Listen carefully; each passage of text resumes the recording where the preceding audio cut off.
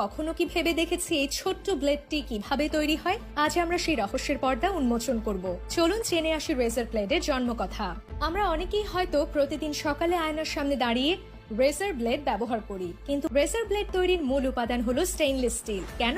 কারণ এতে জং ধরে না, যা ব্লেডকে দীর্ঘদিন ব্যবহারযোগ্য রাখে। প্রথমে স্টেইনলেস স্টিলের একটি পাতলা পাত মেশিনে ঢোকানো হয়। মেশিনে স্টিলের পাতের উপর বিশেষ নকশার ছিদ্র করা হয়। এই নকশা প্রতিটি ব্লেডের মাঝে থাকে এবং এটি রেজারটিকে সহজে ফিট করতে সাহায্য করে। কাটা হয়ে গেলে ব্লেডগুলোকে প্রায় 1000 ডিগ্রি সেলসিয়াস তাপমাত্রায় 30 সেকেন্ডের জন্য গরম করা হয়। এরপর দ্রুত ঠান্ডা পানিতে ডুবিয়ে দেওয়া হয়। এই প্রক্রিয়া ব্লেডকে শক্তিশালী করে তোলে।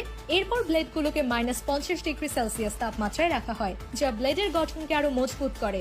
এতগুলো ধাপ পেরোনোর পরেও ব্লেড পুরোপুরি তৈরি নয়, তাই এটিকে আরো একবার গরম চুল্লিতে পোড়ানো হয়, যা ব্লেডকে নমনীয় এবং টেকসই করে তোলে। চুল্লি থেকে বের করার পর ব্লেডের ওপর কোম্পানির নাম প্রিন্ট করা হয়। এরপর কালি শুকানোর জন্য ব্লেডগুলোকে আগুনের ওপর নিয়ে যাওয়া হয়। এই ধাপে ব্লেডগুলোকে ধারালো করার জন্য একটি বিশেষ মেশিনে পাঠানো হয়। মেশিনটি ব্লেডের কিনারাগুলোকে ঘষে পাতলা এবং ধারালো করে তোলে। এরপর অন্য একটি মেশিনে ব্লেডগুলোকে মসৃণ এবং চকচকে করে তোলে। ব্লেডগুলোকে একটি কাটার মেশিনের সাহায্যে আলাদা করা হয়। এরপর শুরু হয় পরীক্ষার পালা। প্রথমে কম্পিউটারের মাধ্যমে ব্লেডের ধার পরীক্ষা করা হয়। তারপর ছোট মেশিনে রেখে দেওয়া হয় কোনো ত্রুটি আছে কিনা। ব্লেডের দৈর্ঘ্য পরীক্ষা করা হয়, যাতে সব ব্লেড একই আকারের হয়। পরীক্ষার পর ব্লেডগুলোকে বিশেষ কেমিক্যাল দিয়ে পরীক্ষা করা হয় এবং হিটের মাধ্যমে শুকানো হয়। এরপর ব্লেডগুলোকে ক্রোমিয়ামের আবরণে মোড়ানো হয়, যা ব্লেডকে আরো শক্তিশালী করে। সবশেষে ব্লেডগুলোর ওপর একটি বিশেষ লিকুইড স্প্রে করা হয়, যা সেগুলোকে চকচকে করে তোলে। এই লিকুইড ভালোভাবে লাগানোর জন্য ব্লেডগুলোকে 350 ডিগ্রি সেলসিয়াসে 20 মিনিটের জন্য গরম করা হয়। সবশেষে ব্লেডগুলোকে ওয়াক্স পেপারে মোড়ানো হয়, যা প্যাকিং এর সময় জং ধরা থেকে বাঁচায়। ওয়াক্স পেপার সাধারণ কাগজের চেয়ে অনেক বেশি শক্তিশালী।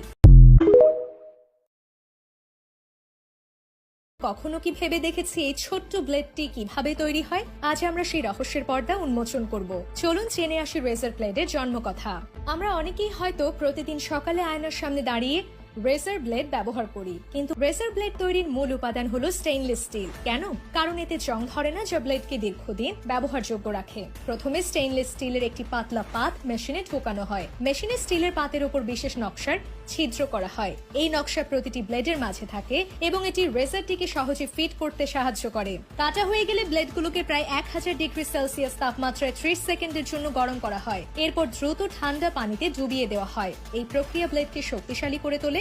এরপর ব্লেডগুলোকে -50 ডিগ্রি সেলসিয়াস তাপমাত্রায় রাখা হয়, যা ব্লেডের গঠনকে আরো মজবুত করে। এতগুলো ধাপ পেরোনোর পরেও ব্লেড পুরোপুরি তৈরি নয়, তাই এটিকে আরো একবার গরম চুল্লিতে পোড়ানো হয়, যা ব্লেডকে নমনীয় এবং টেকসই করে তোলে। চুল্লি থেকে বের করার পর ব্লেডের ওপর কোম্পানির নাম প্রিন্ট করা হয়। এরপর কালি শুকানোর জন্য ব্লেডগুলোকে আগুনের ওপর নিয়ে যাওয়া